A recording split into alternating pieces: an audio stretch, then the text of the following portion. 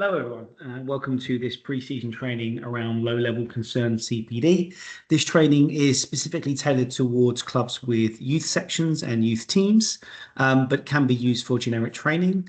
There's going to be some information around what low-level concerns are and perhaps what actions to take as a club if they do arise within contextual examples throughout the season. There will be opportunities for you to pause the recording. So if you are using this as some form of pre-season training with your coaches, then you can obviously utilize the pause function to stop and have discussions around the contextual examples. Throughout the recording, I'll make sure that you're aware of when that happens so that if you are using it for that purpose, you can stop the training at any time and then utilize within that. You can also share the content with any of your parents or any of the club officials that you see fit. They are real life contextual concerns. So these are examples that we've had across the county over the last couple of seasons. The concept of low-level concern will come clearer throughout the training, but these aren't examples that have been fabricated or made up. They are real-life examples that have been used. Obviously, anonymity has been protected within that, and no clubs are named. But within the contextual examples, the examples that you do see and do hear within this training are things that have happened within the county over the last couple of seasons. Okay, just to start with, I thought I'd clarify what a low-level concern is and why they are important. So low-level concerns are also sometimes deemed as poor practice. So if you hear the term poor practice branded around, essentially they are the same thing. And if sometimes we'll probably initiate the conversation around a classification of a low-level concern and then later on refer that to as poor practice if we've deemed that perhaps any further action is not necessary, but it will still be classified as poor practice. What it does mean is they don't meet the threshold for further professional referral and or suspension. So what that means is that there's a concern that's been raised, potentially poor practice, but it doesn't need further professional referral such as local authority or police and or suspension. So it doesn't necessarily need a further threshold or meet a further threshold for relation to case management team at the FA, where a suspension might be implemented for that individual. So it's behaviour, conduct, concerns that are just below that threshold. They often derive and start from parental complaints or reports into the club welfare officer or committee. So a large proportion of what we deem low-level concerns or poor practice are things that come in at club level. So a lot that comes into us here at County FA level generally meets the threshold for further referral or suspension. But most of the things that go into a club welfare officer or committee at that level generally are low-level concerns or complaints. Or poor practice. Some obviously do then go past that threshold once contextual information has been obtained, but generally speaking, these are your parental complaints or complaints of a similar nature that come into the club. They could involve myself here at the County FA in terms of some capacity, which could be consultative, it could be more formal. My recommendation is always to seek advice. I'm more than happy to talk clubs through what they think, how they feel, what steps they could take. Obviously, I'll soon, let you know if it does meet a threshold of further referral, but it doesn't necessarily mandate it to have my involvement. But if you did want to consult me on any capacity, you can do so.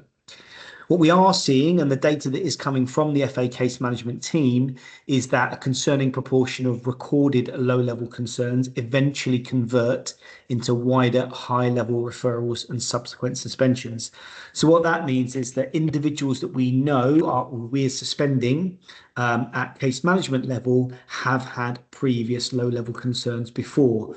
And when we've gone back to clubs to talk to them about individuals, they have raised complaints of a lower level nature that have built up over time that perhaps could have been nipped in the bud earlier, or the conduct could have been addressed at a more general level earlier, therefore perhaps preventing your higher level concerns and suspensions later on, which essentially then feeds into the whole concept of why we do what we do around welfare, why we do what we do around safeguarding, which is to keep children and vulnerable adults and everyone safe within the football community. Okay, just some determination, I suppose, information around whether something is a low-level concern or not. And the whole concept of this training is to support clubs with that determination. So how do I know what is a low-level concern? How do I know what isn't a low-level concern? How do I know what stuff to refer to Ben at the County FA? What stuff doesn't need that attention? So hopefully this slide will give you some generic information around judging that and having a better understanding of what is and what isn't. So these are just some start points, really. So everything on the left-hand side there, which is low-level concern, my advice is to consult with myself around those, but ultimately it will probably be a club action in terms of responding to that. Everything on the right must be consulted with myself and probably will likely lead to further referrals to case management and then possible suspensions. So if I start with the left-hand side, and things that are relatively common low-level concerns. So first one there, you see receives complaints from parents around, aggressive approach from a coach, shouting at players. That is quite a common low-level concern, but I would deem that a low-level concern. Again, it's not suggesting that coaches can't raise their voice during coaching or instructional direction during a game, but I think there is a clear line between doing that and then aggressively shouting at players in a negative fashion. So that is quite a common one, and it's definitely something that I would advise a club to record at a minimum level. Other ones that we sometimes get is over familiarity from coaches. So a contextual example here is perhaps a male coach using a term. So I've used sweetheart as the term here to a young female player. The coach might not see any sort of reason that that's an issue, but obviously the player might take offence or might find it strange or might to be made feel uncomfortable as a result of that. So again, things that perhaps no further intentional harm in that, however, certainly something that would need addressing by the club, particularly if it's making the player feel uncomfortable. Also, another one that we get relatively regularly, actually, where a club receives perhaps communication off either a spectator or an opposition that reports that a coach was using, phrases towards their players that were perhaps inappropriate. So not necessarily swear words, but words that just you wouldn't use in youth football and that we would perhaps deem as inappropriate. And again, coming back to that phrase of poor practice, that's a relatively common one. Probably more common when we get to sort of under 14, under 15, under 16, under 18 football, where swearing does come into that a little bit as well. And, the bottom line there that isn't appropriate. Although you might get 16, 17-year-old players playing in open age football, youth football, it is not appropriate. And we certainly want the club to perhaps address that, again, at a low level. And then last one I've given there is that, again, language and context from coaches. I know the examples I've given there are quite coach centric, but they are the most common ones that we do get. And, looking at sort of competitiveness or over competitiveness here at under 7s, under 8s, under 9s, under 10s, under 11s football, where really the focus needs to be on player development and enjoyment, not in terms of the final result. That would be something that we would want a club to be addressing, and things like substituting a child because of something they've done in the game, or keeping stats and the amount of goals and assists that players have got, particularly under 7s, under 8s, under 9s. We just don't think that's necessary. So certainly things that we would deem as low-level concerns and something that we'd want clubs to address. On the right-hand side, these are examples which would need consultation with myself at the County FA and likely that would result in some form of referral to case management. So, and these are examples that we have had throughout the last couple of years. And sometimes, clubs often think, oh, Ben must already know about this. Sometimes we don't. And sometimes police and other agencies will go to the club first. It does depend on the information that they have at their level. So they might not come to us first. So please don't just presume that that is going to be the case. So we have had examples where the club before us has become aware of a coach, perhaps who's been, under interview with police for sending messages to children. That is something we would definitely want to know about. And obviously, if that's validated, then we would suspend whilst that's going on. And then also another example around a club becoming aware of a club official who is involved in an ongoing drug-related investigation. So again, sometimes there's an assumption that a drug-related offence, it hasn't got anything to do with children, so therefore it's okay. It is absolutely not okay. And again, we would look to perhaps suspend on that if there is an ongoing investigation. Once that investigation is concluded, then we will obviously make a judgment call on whether that suspension continues. But again, certainly something that meets threshold for further referral. The third example there is that, and again, this is relatively common. I wouldn't say it's frequent, but we do have more than one example of these per season generally, and that we've got perhaps some antisocial, abusive behaviour whilst drunk out on a Saturday night, either with friends or with their partner or with other people.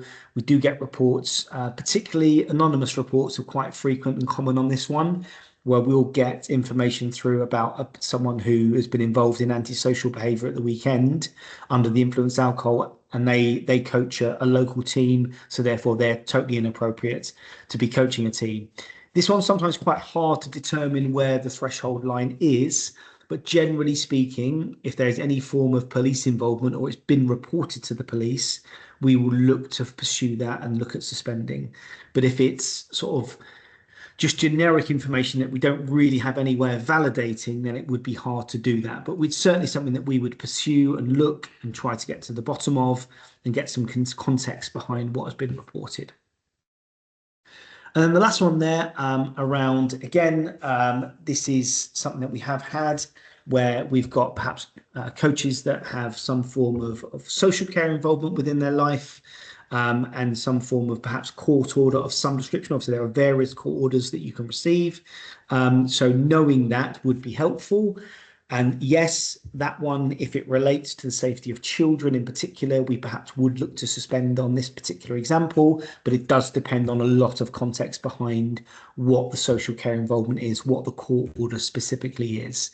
So as much context as possible is always helpful if you're reporting that, but hopefully that gives you a generic idea of what sort of things we would deem as low-level concerns compared to what sort of things we would deem as more higher-level concerns that definitely would need consultation with us at the County FA and then potential referral to case management. Just so obviously everyone's aware, the referral to case management is completed myself at the County FA, and we have the liaison with the case management team.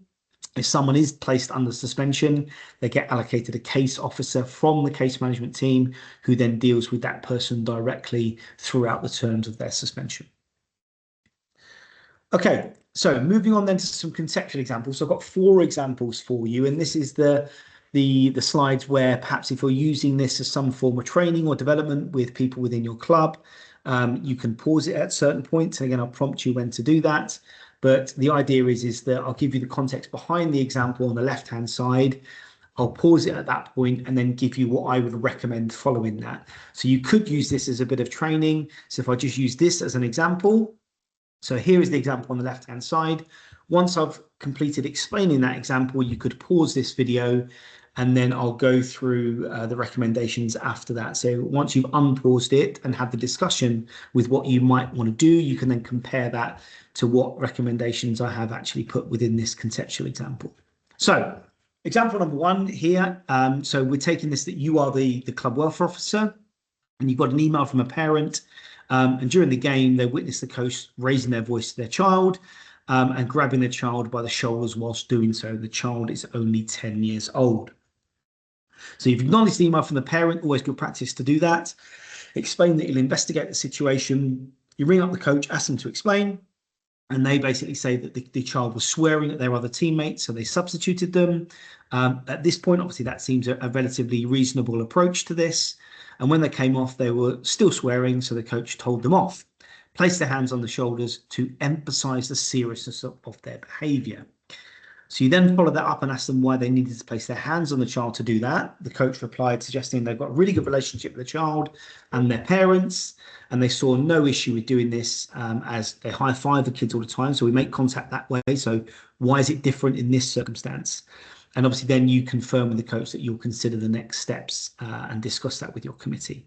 So at this point, you could obviously pause this video if you wanted to have a discussion around what you think the appropriate next steps would be. So I'll give you an opportunity to do that now. So Hopefully you've either just carried through that this recording or unpaused at this stage to see what the recommendations are. So my recommendations on the right hand side here. And as you'll notice, a lot of these are club actions. So I'm more than happy to advise and consult at that point. But my recommendations would be the following. So arrange a meeting with the parents to share the concepts from the coach. I think it's important then to arrange a meeting with those parents, transparency really key here, and share the context of what the coach has said. Apologize for any distress caused because you got a feeling really that that's, probably doesn't need, okay, you're probably a reason for the coach to address the swearing, but perhaps putting hands on the child is not necessary. So I would apologize for that and ask for any distress that's caused and ask the parents how they feel. They obviously might reply in different ways, but I think it's important to get a judgment on how they're feeling regards this. So you then make a relation to possible actions the club is considering. So you haven't committed to anything at this point, but things that you could do could be in line with any club complaints policy that you've got. So obviously there's various things that you could do at this point, but ultimately they should align with what your club complaints policy is. I wouldn't do anything that is outside of your club's complaints policy or your code of conduct policy, because then you're just leaving yourself open to all sorts of things and confusion around that particular case. So what you have in terms of possible actions within your complaints policy, I would stick to. And stress with the parent, there is a range of things available to you. It's not just one particular decision that you will come to. You do need to obviously decide on that particular action. Again, probably based on what the parents told you and how they feel, that might determine how it made the child feel. And I would, first things first, the coach definitely needs to understand that placing their hands on the child in this particular context is not acceptable. Everyone appreciates that high-fiving is absolutely fine, but putting their hands on a child to emphasize a telling off is not acceptable in any sort of confrontational situation. And perhaps trying to get them to sort of discuss how they could have handled the situation differently, and perhaps try to get them or even prompt them to say this, that a clear and firm explanation at a child-centered level, at an age-appropriate level, perhaps would have been better. There's no harm in them being firm with the child at that particular point, but perhaps some clear explanations at an age-appropriate level would have been more appropriate to that particular example. If the coach is accepting, obviously decide on the formality of the warning, because essentially, you're pretty much going to look to do that at this point, and then feed that back to the parent. If any complexities arise within that, obviously that's when you have an opportunity to share those concerns with myself. And if you do need any other support with that, then you could obviously touch base with me here at the County FA. Okay, contextual example number 2. On the left-hand side, there is an explanation of the example. So over a period of approximately 3 weeks, you've got a various number of messages from different sets of parents expressing the concern that an under-13 coach is overly shouty, they're aggressive, and they have a win-at-all-cost mentality. If I'm honest, this is probably the most frequent low-level concern that we get throughout the course of the season. You arrange to meet with all 5 sets of parents and listen to their concerns. You meet with them together. And they generally all highlight the same thing, which is the coach shouts all the time. They shout things like, chase it, oh, come on, that's not good enough. What was that? We have to win this game, come on, that sort of language. They're always questioning junior referees, and they are also sharing player stats in the parent group chat. So you arrange to meet with the coach and ask his thoughts, and he shrugs it off. And shrugs off the context and says, this is the way he's always done it. Why does it need to be any different now? And they suggest that all of the above is part of the team's development and improvement. So if he wasn't doing that, the team wouldn't improve and the team wouldn't develop. So you ask about players getting equal game time, and the coach says that now that it's under 13s football, they'll play their best team in every game, unless they're playing bottom of the league, who are, and he refers to as terrible. So if you want to pause this example now to have a discussion, please do so. Okay, so in terms of my recommendations for this particular example, they are as follows. So I would certainly share the conversations from parent and coach meetings with senior executive committee members. You might want to do that in a full committee meeting, depending on how big your committee is. But generally speaking, with complaints, I would always advise trying a smaller number of that. I think generally speaking, the welfare officer, the chair, and the secretary are three good people to look at high-level complaints or complaints that come into the club. So the coach mentality clearly isn't right here. So there's clearly enough there to suggest that that's not correct and needs addressing. So decisions do need to be made to align the coach mentality with what the club's ethos is. Generally speaking, people you're going to not want coaches like that. So you need to decide what is it that the club wants to stand for, what is the club ethos, what is the club's purpose, and then realign the coach mentality with that. If the coach accepts these points, obviously provide them with an opportunity to put that right. So if the coach accepts that what they've done is wrong eventually and does agree that their behaviour needs to be more in line with whatever the club ethos is, then obviously give them an opportunity to do that. And I would consider giving them more than one game to do that. I would perhaps give them a 3 to 4 week period to put that right. And then the committee make a decision on how they're going to assure that. So are there going to be people going to the games to watch? Whether you do that incognito or publicly, that's up to you. But I would certainly give them an opportunity to put that right. If they don't accept those points, then obviously the committee need to make a decision on what the next steps might be. So the ideal scenario here is the coach does accept the feedback, re-signs the code of conduct, and then changes their approach as a result of that. However, if they don't or they refuse to accept that, then the club may need to consider the position of that particular coach. And a very common question we get from clubs is, can I remove a coach for that? Can we in essence get rid of a coach if their behaviour doesn't improve? So all clubs are run on club constitution. So their constitutional, or one of their constitutional rights, is that they can remove coaches if they wish to. It is the club's choice who they have as coaches within their club. So if they don't think that that coach is meeting a particular framework of expectations, it's well within the club's rights to then remove that coach from position. Ultimately, policy, clear codes of conduct, and clarity and communication help that. And, if it's been communicated to the coach properly and clearly what's expected, then there can't really be any argument or comeback on that if they're not going to adhere to that. There are some also recommendations there around if the coach does accept that, what sort of things you could do to assure that process. Okay, third example that I've got for you is on the screen now. So again, taking it that you are the welfare officer, myself gives you a call and asks what you know about a particular coach. You explain that this coach has never presented an issue before, you've never had any complaints with them. So I explain that I've received a call from the LADO, which is the local authority designated officer.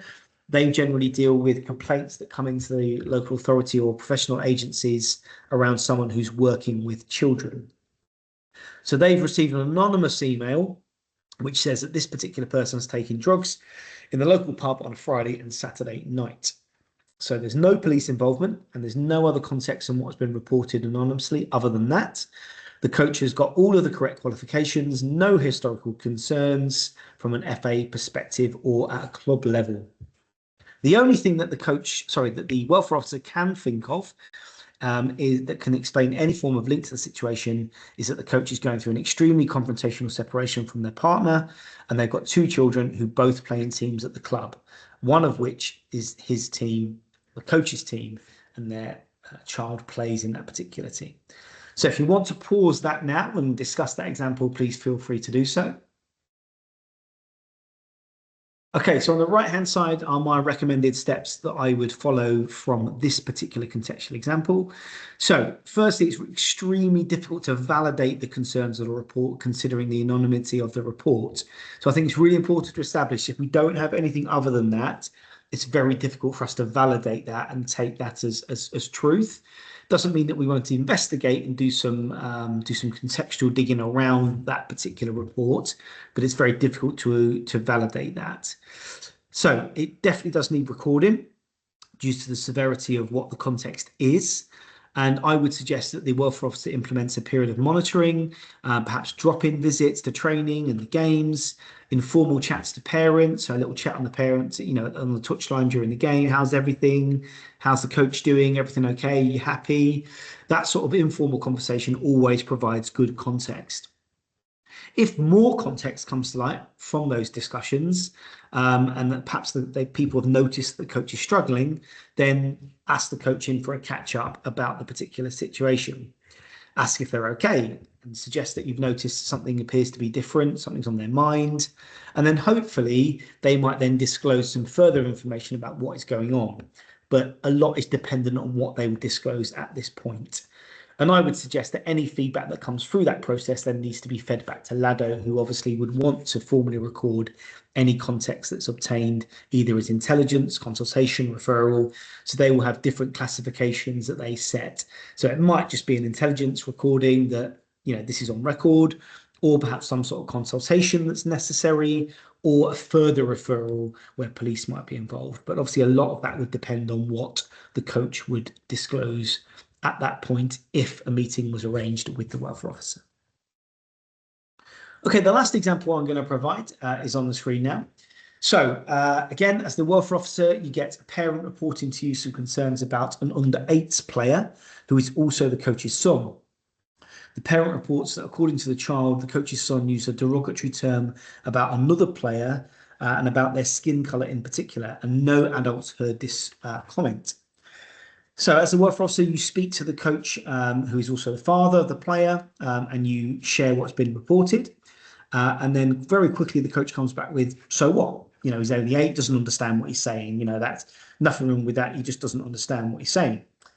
You say to the coach that you're going to take advice from the committee, to which the coach then replies, do what you want, but I'm telling you now, he hasn't done anything wrong.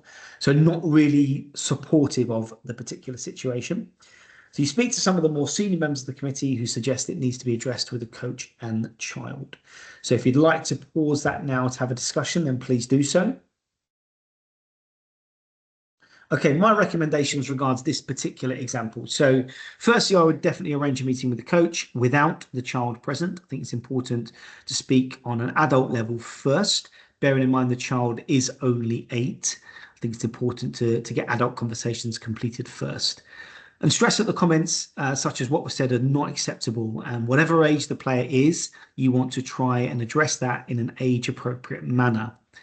And express that you have a wish to address this with the child, either with the coach or other parent present. So you wouldn't address that with the child on your own. You address that with either the coach, who is the father there, or the other parent, if it's possible. So if both parents are there and are in a relationship and see the child on a regular basis, you could also have the other parent there.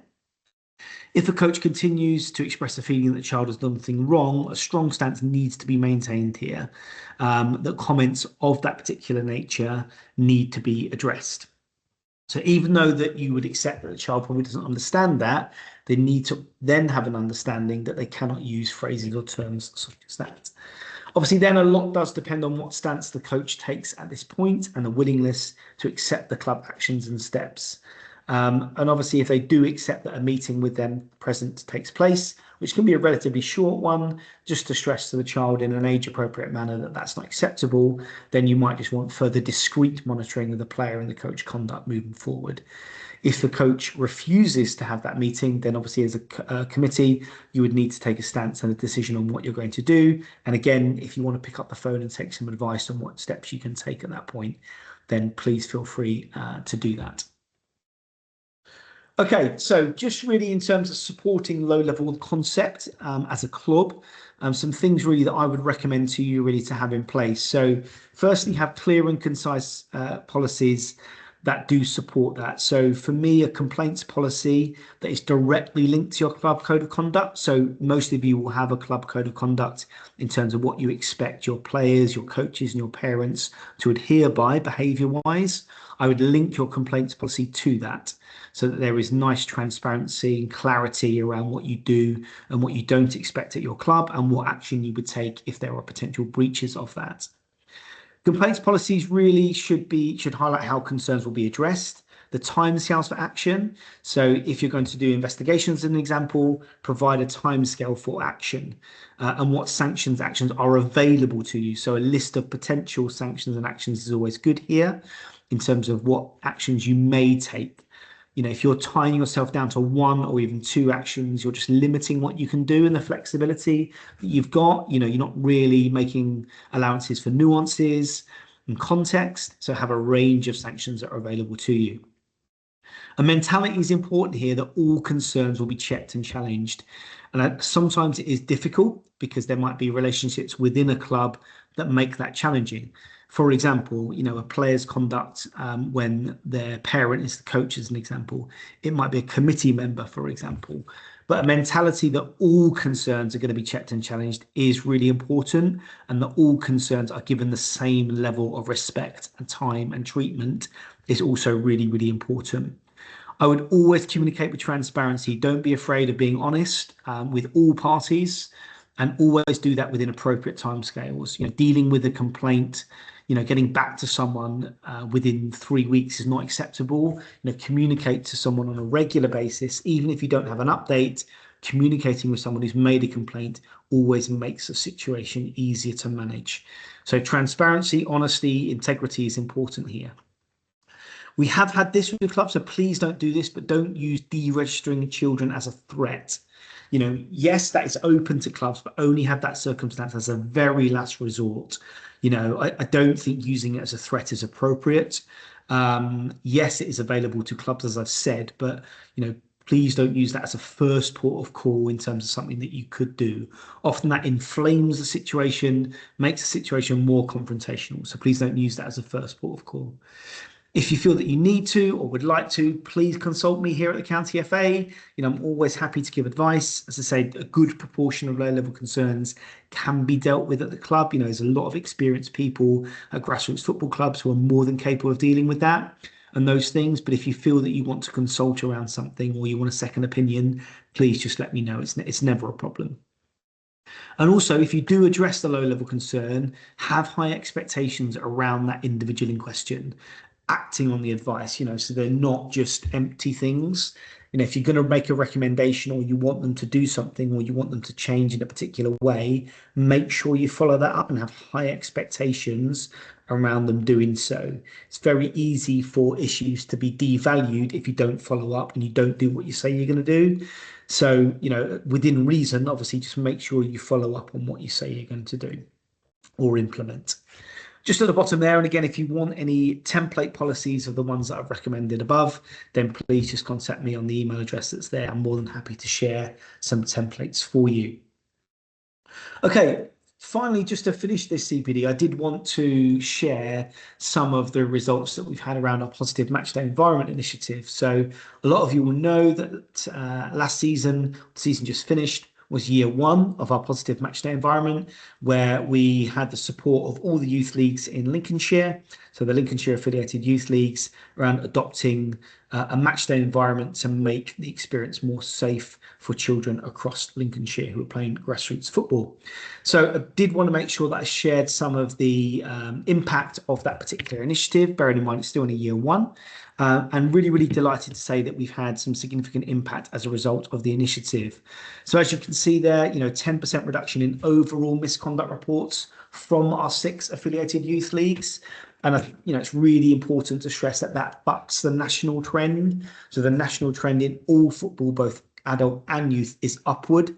So the fact that we have a 10% reduction in overall misconduct reports, and that's everything that comes into us at the County FA around misconduct. So overall reporting is down by 10% within those leagues. The biggest impact we've probably had is the reduction in E21 charges and reports. So in E21, that code is for when there is a misconduct report around failure to control spectators. So spectator behaviour being a concern. And we've had a 42% reduction in that particular code of charge and report, which is absolutely, massive. That's really, really pleasing to see that the environments that we put in place, particularly around the respect barriers and the respect marshals, has had some significant impact on that particular misconduct code. We've had a stabilising of the number of abandoned fixtures in Lincolnshire. So this one necessarily hasn't gone up, hasn't gone down. But obviously we did instruct all referees to abandon games with immediate effect if adults, so coaches or spectators, came on the field of play in a confrontational manner. We instructed referees to abandon those games. So that was going to go it could have gone the way of where we'd had a massive spike in abandoned fixtures. We didn't. We had a stabilising of that. So the number of abandoned fixtures from the season before, the season just gone, has stayed very, very similar, the same. Another reduction we've had, 35% reduction in serious case reporting. So when we get a misconduct case into us, we obviously classify it in two different ways, whether it's a normal misconduct case or whether it's a serious case. So examples of serious cases are when there's a discrimination report, an assault on a match official. They're what we would deem as serious cases. There obviously are other examples. But we've had a 35% reduction in those, which again is really, really positive, really pleasing to see. And we would like to think that the initiative has had a big influence into that. I do want to shout out, I mean, all the leagues have to take massive credit for the effort they've put in place. But for our largest reductions we saw in the Mid-Links League, I think it's important to also reference that the Mid-Links are our largest of our affiliated youth leagues. They had a 25% reduction in total misconduct reports, 65% in E21s, and a 64% reduction in abandoned fixtures. So a real positive impact in that league in particular. But like I say, across the board, a massive thank you to everyone in the football community who contributed towards implementing that initiative. Like I said, that was only year one, so we've got a lot of plans. It's a 4-year strategy. So year two, we need to make sure that we're really understanding what we can do to make it bigger and better next year. So once again, we will provide a resource bank of equipment. So respect marshal resources, respect barriers. We're going to offer them at no cost to clubs. So again, I will be in touch nearer the start of the new season around when you can collect those. We probably are likely to do any sort of delivery days, but we certainly will have collection points where if you would like some additional barriers, you can have those. We really see that as important. So any money that we're taking in through misconduct and discipline, through fines, we want to reinvest back into local football. So again, that is at no cost to clubs. So if you do need some replacement barriers, obviously you can't request 25, but if you want a couple, then please get in touch and we're happy to provide those. It's also important that clubs and leagues continue to push high standards, and I don't want anyone to ever think they can't report something. Professional challenge is really important. Not every single report goes to charge. Not every single report goes to charge is found proven as a sanction. However, we've had well over 600 misconduct reports this season, and it's important that that might seem a high number, but it means that we've got professional challenge. It means that we're addressing behaviour. Even as I say that, the eventuality is not every single one of those 600 gets a sanction or a fine or a ban or a suspension, but it does mean that we challenge it at the very minimum. So important that everyone in the local football community has high standards of what expected behaviour is. The respect marshal element we realised was the most inconsistently implemented, and we want to provide some more training, support and guidance around that.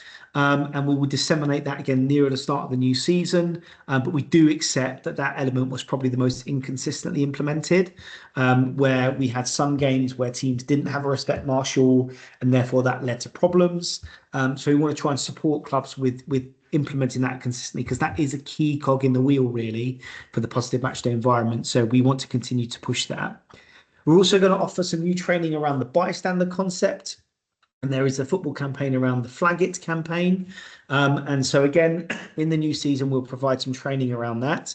But that hopefully will support the respect marshal element. But that particular training is around flagging and challenging poor behaviour at the very minimum. So again, we will contact clubs nearer the time regards that training. We're hopeful that will support particularly the respect marshal element of the initiative. And then finally, once again, we will continue to support referees within their role within positive matchday environments and ensuring they get regular and differentiated training and guidance. And what I mean by that is that we're supporting young referees as well as senior, but we're also in a situation where referees understand their role within the positive matchday environment, which is also a very, very important role to play. Thank you for taking the time to listen to this CPD. As I said, please feel free to get in contact if you wish at any point regarding any of the information on this training. Otherwise, as I say, please feel free to use this as you wish within your clubs, and hopefully the information provided within it has been useful to you. Thank you very much.